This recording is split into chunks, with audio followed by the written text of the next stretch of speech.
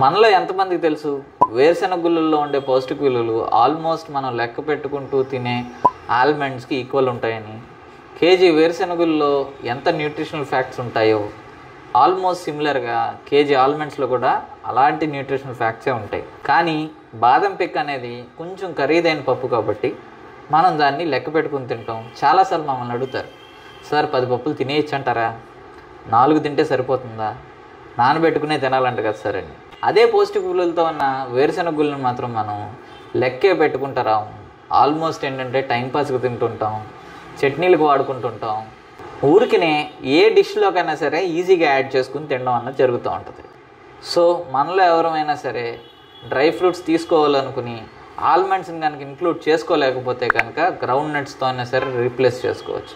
అలానే గ్రౌండ్ నట్స్లో విపరీతమైన high calories ఉంటాయండి. సో ఎప్పుడైనా సరే గ్రౌండ్ నట్కి సంబంధించిన ఫుడ్ తీసుకుంటున్నప్పుడు కొంచెం జాగ్రత్తగా లెక్క చూసుకుని తినడం అన్నది కూడా గమనించాలి.